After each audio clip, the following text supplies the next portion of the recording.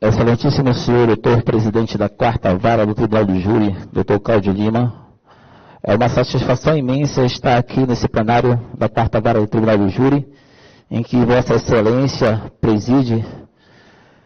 É uma satisfação, doutor, ver a forma como o senhor conduz o processo, principalmente nesse processo aqui, né, que tem a acusada Dona Evelyn, que em que pese pareceu um processo fácil, mas eu percebi que foi um pouco complexo e o senhor teve postura a obedecer à nossa Constituição Federal quando deu a decisão, quando o processo foi desmembrado, impronunciou o Rodivan e sentenciou a Dona Evelyn.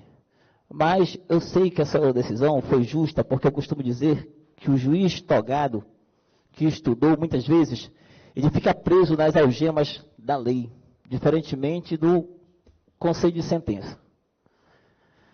É uma grande honra e que Vossa Excelência seja muito bem iluminado e continue sempre fazendo esse trabalho, honrando essa sua beca que o senhor usa, honrando essa profissão de juiz que o senhor determinou a fazer. Tá? Uma satisfação imensa.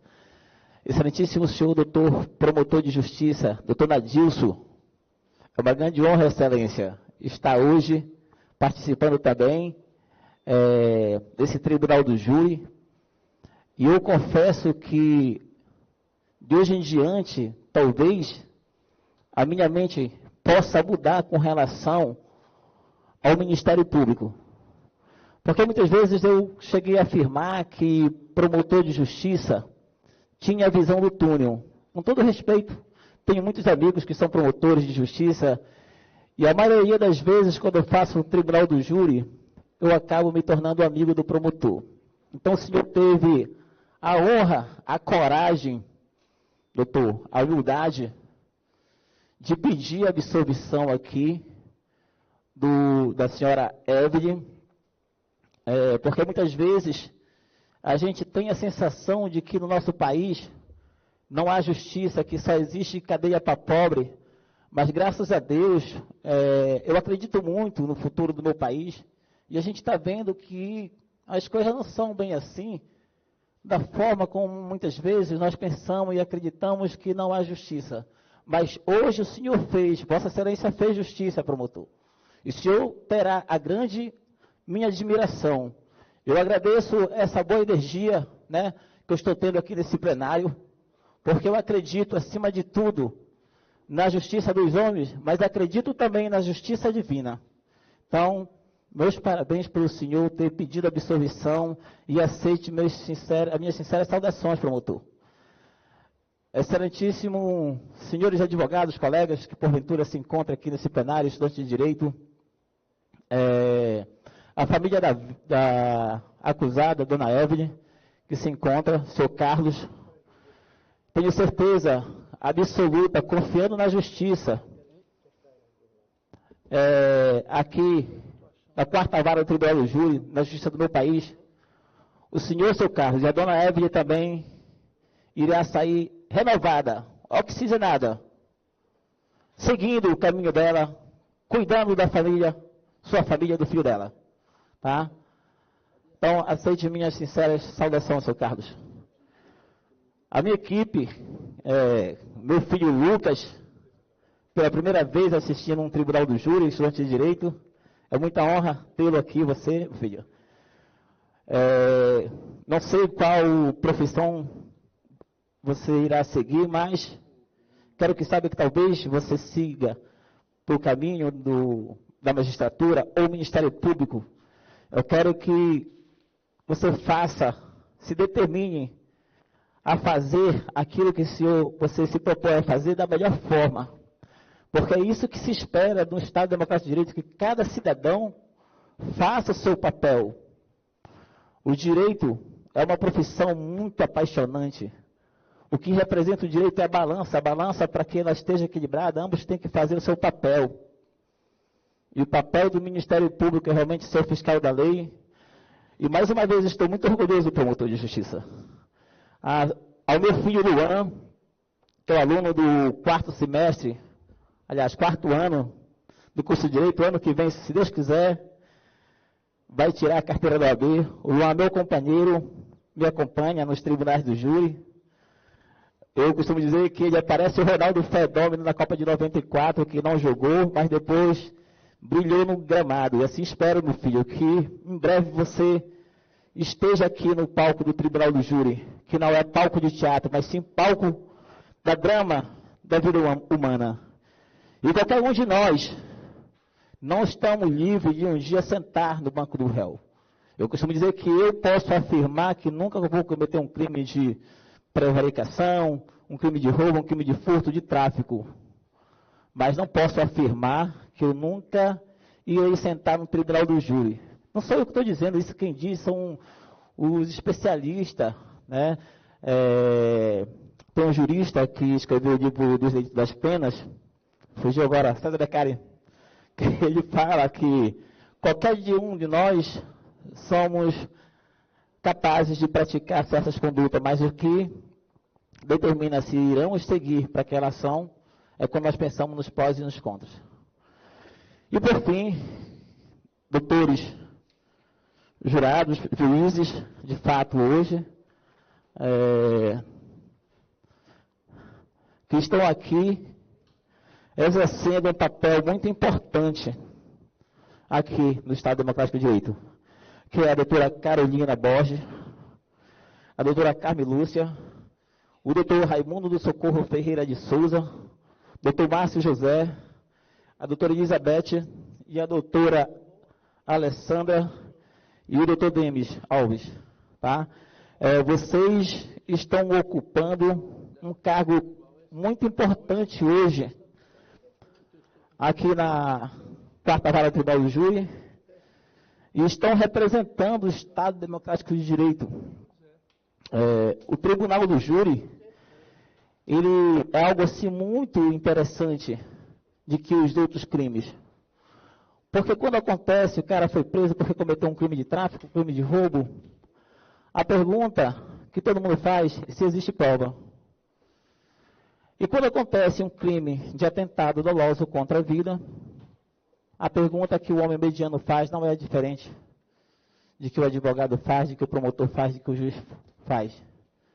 O porquê, qual o motivo, razão, circunstância que levaram aquele cidadão ir para aquela conduta ou não. Então, vocês saíram hoje da casa de vocês, né, deixaram as fazeres de vocês para representar aqui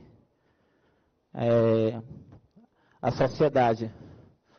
Vocês irão fazer justiça, conforme o nobre promotor de justiça, que teve a coragem de pedir absolvição, porque na realidade, senhores, é o que é certo, o que é justo. O conceito de justiça, doutores, é muito amplo, mas o que mais se adequa é aquele que diz, dá a cada um aquilo que lhe é de direito. Esses dias que antecederam esse tribunal do júri, é um dia que a gente fica muito angustiado.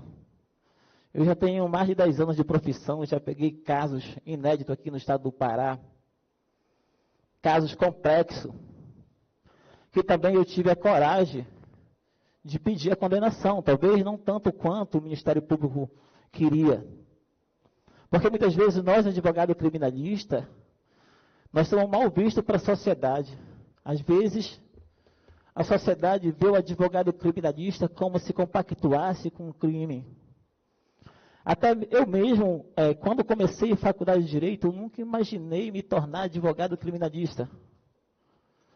Mas lá, quando eu cheguei lá pelo quarto, quinto semestre, que eu fui me descobrir.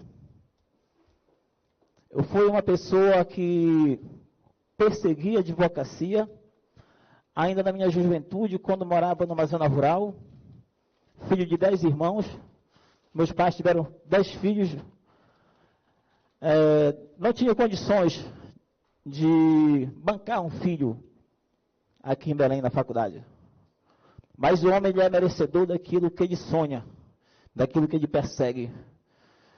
E eu sou muito grato a Deus, tenho gratidão pela profissão que eu tenho de ser advogado e de ficar do lado dos mais fracos. Ainda cheguei com meus 20 anos de idade, passar no concurso do ITJ, naquela época que era o cargo de atendente judiciário. E era difícil. Pô, eu já estou com 50 anos, naquela época, há 30 anos, 20 anos atrás, era difícil alguém passar no curso de Direito, porque só existiam as duas faculdades. Era Federal e UNAMA. Eu me inscrevi na primeira fase da Federal, passei, na segunda fase eu coincidi no concurso, passei no concurso, e graças a Deus que eu trabalhava já no escritório de advocacia, não na área criminal, e um advogado muito meu amigo falou, tu vai te enterrar para Baião, graças a Deus. Graças a Deus, porque nenhuma profissão se me desse, eu não iria sentir tanto orgulho, eu não iria fazer o bem feito de que a advocacia. Eu respiro a advocacia criminal. Meus filhos sabem que quantas e quantas vezes eu vou lá para São Domingos do Capim atender o chamado da magistrada como defensor ativo. Muitas vezes deixo o meu carro, vou de barquinho, mas para contribuir com o Estado democrático de direito. E assim espero que hoje também vocês contribuam e façam a justiça absorvendo essa senhora, que não deveria estar aqui, mas infelizmente ela está aqui. Ela está aqui por quê? Eu vou explicar um pouco para os senhores. Vou ser breve para não tomar muito tempo de vocês, mas às vezes é necessário, até por uma questão didática. O Tribunal do Júri são duas fases. Então, a primeira fase chama-se o juízo da admissibilidade. Para você chegar na fase de pronúncia, tem que haver indícios de autoria e a prova da materialidade. Aí que está a minha grande angústia, quando eu estudei o processo e percebi que o Rodivan, que confessou em sede policial, foi absolvido. Eu assistindo o vídeo, achei muito engraçado que não foi o nobre colega aqui, que estava fazendo a audiência da primeira fase, é um promotor muito aguerrido também, que tem muita admiração, tive a oportunidade de fazer um tribunal do júri com ele, que foi o doutor Reginaldo, e a vítima não apareceu, e nem as testemunhas. O doutor Reginaldo falou assim, eu vou desistir. E falou assim, eu não sei nem o que fazer. Mas ele sabia assim, ele falou, foi na força do momento, ele aplicou o artigo 155 do CPP. Né? Porque as provas que foram produzidas durante o inquérito policial não se repetiram em juízo. Então, não havia razão para que pronunciar. Ele pediu em pronúncia.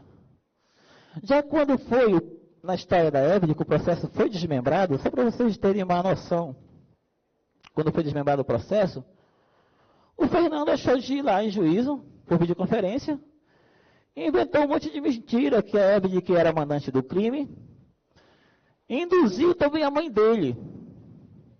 Só que hoje ele teve a coragem de falar que a Evelyn não foi a mandante, que aquilo que aconteceu foi uma outra história. Não restou outra alternativa para o promotor pedir absolvição. Mas eu vinha pronto para a guerra. No campo das ideias. Eu vinha pronto para a guerra. Eu iria perguntar se o pau que bate Chico também bate em Francisco. Porque se ele confessou em sede policial, por que ele seria absolvido? Mas foi. Porque o juiz aplicou a lei. Não podia mandar. Chegou na segunda acusada, o Fernando apareceu lá, e a mãe do Fernando também. E aí ela está sentada aqui. E hoje ela insistiu ainda, afirmando.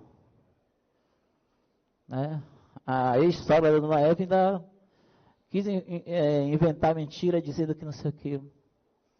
Mas não foi nada disso que houve, está claro, como a luz do sol, que ela não concorreu para nada.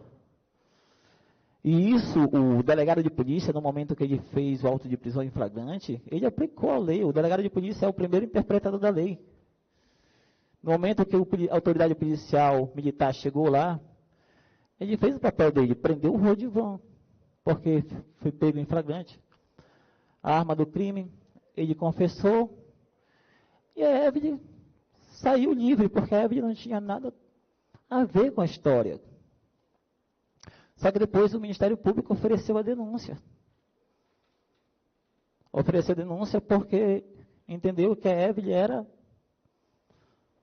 a mandante do crime.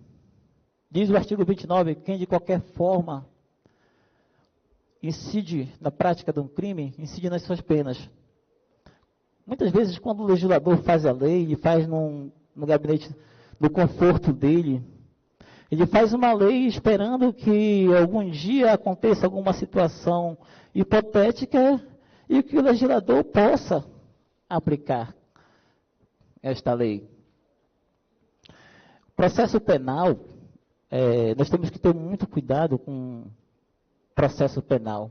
A gente tem que mergulhar no processo penal. E mais uma vez, o promotor de justiça, tenho certeza que ele mergulhou no processo quando ele teve a coragem de vir aqui e pedir absolvição da dona Evelyn. Por esse motivo, doutores, que eu venho aqui humildemente pedir a absolvição da dona Evelyn, dessa jovem que tinha, na época, 18 anos, na época que o fato aconteceu, e a única coisa que a dona Evelyn queria era o seu direito de vir, de adquirir conhecimento na escola. E, infelizmente, ela não teve esse direito nesse dia que aconteceu esse fato, porque o primo dela realmente tomou as dores. Quem dera se cada Evelyn tivesse um primo Rodivan, se cada Maria tivesse um primo Rodivan, que muitas mulheres não seriam mortas por crime de feminicídio. Eu já peguei vários casos de feminicídio, que muitas vezes a mulher sofre violência, porque a violência doméstica é uma praga, ela acontece no silêncio. Aquele poeta cantou aquela música, Camila, Camila, eu que tinha apenas 17 anos, coçava a minha cabeça para tudo. A gente acha bonito, mas essa música fala um pouco de violência doméstica. E muitas vezes as mulheres não têm a coragem de chamar o pai porque fica com vergonha, ainda acontece isso. As mulheres se calam.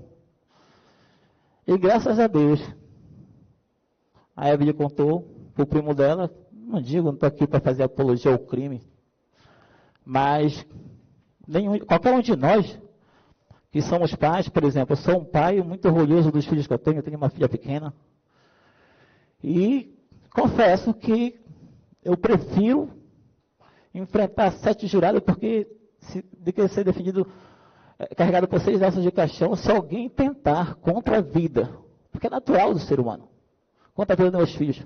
Eu quero ir primeiro. E a minha filha, que tem 3 anos então, que é o amor da minha vida. E queira os senhores jurados que nunca apareça nenhum Fernando na vida da filha de vocês. É isso que eu espero.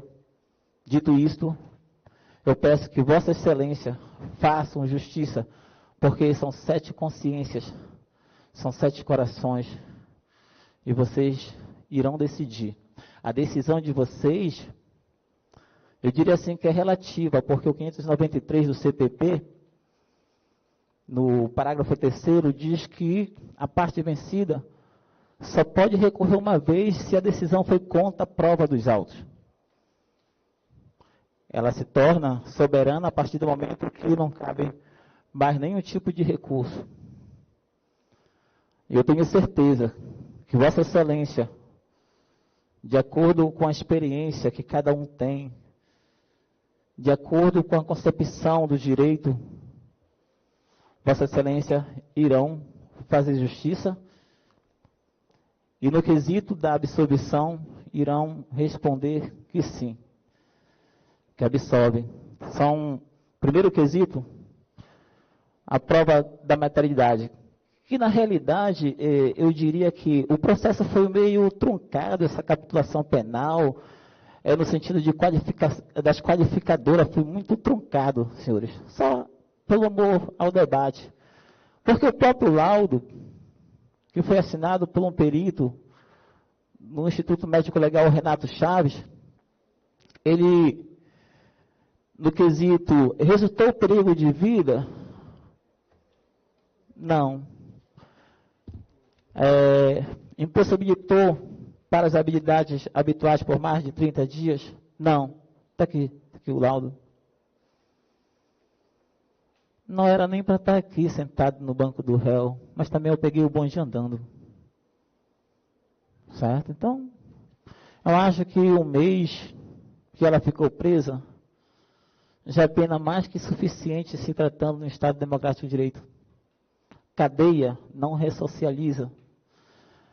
A pessoa que fica presa, por algum tempo, ela sai pior.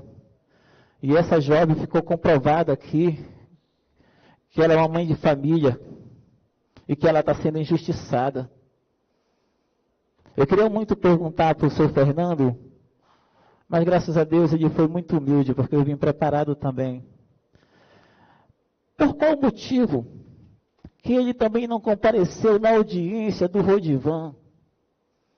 É por isso que o Emílio Meri Lopes fala que muitas vezes nós elegemos nosso adversário pela largura do ombro.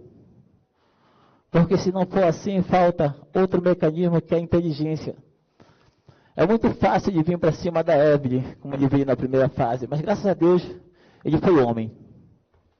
Pelo menos de falar a verdade. E a verdade brotou aqui como água cristalina, que ela não concorreu, que ela não deu as facadas e que ela não fez nada. Não atentou contra a vida do Rodivan, muito pelo contrário. Ela sofreu calada de violência doméstica.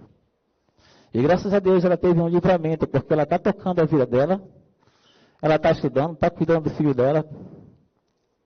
Então peço aos senhores que mais uma vez absolvam essa jovem senhora, porque só assim Vossa Excelência estão fazendo a justiça.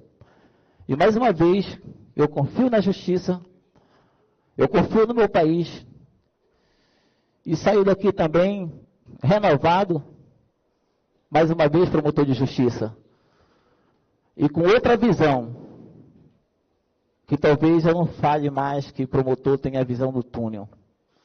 Promotor Nadilson tem a mente aberta, é um homem do bem, e que vai ser muito iluminado, doutor. Muitas bênçãos no seu caminho. E para Vossa Excelência também. Tá? Esses são os termos da defesa. O MP vai à réplica? Não, Excelência. Muito bem, senhores. Eu passo agora a leitura dos quesitos.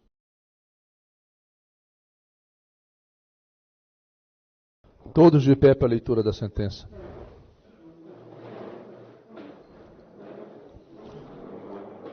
Vifes, etc. Submetida a acusada Evelyn Carla do Amaral Alves a julgamento perante o 4º Tribunal do Júri da Comarca da Capital, o douto Conselho de Sentença não a reconheceu como autora do fato que vitimou Fernando Alexandre Santos Inocêncio. Isto posto, ante o veredito do Conselho de Jurados, julgo improcedente a acusação e absolvo Evelyn Carla do Amaral Alves, nos termos do artigo 3865 do Código de Processo Penal Brasileiro, quanto ao crime previsto no artigo 121, parágrafo 2º, incisos 1 e 4, cumulado com 29 e 14, inciso 2, todos do Código Penal, em relação à vítima Fernando Alexandre Santos Inocêncio.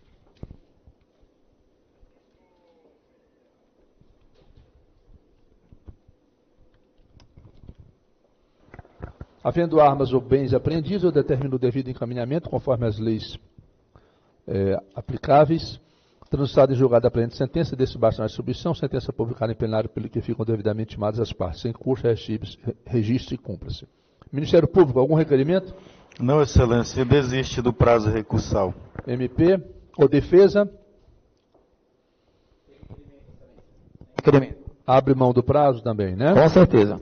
Transitada e julgada essa de sentença, determina o imediato arquivamento do processo. Obrigado a todos os senhores. Declaro encerrada a sessão. Aguardo os senhores jurados amanhã para mais um julgamento. Obrigado a todos.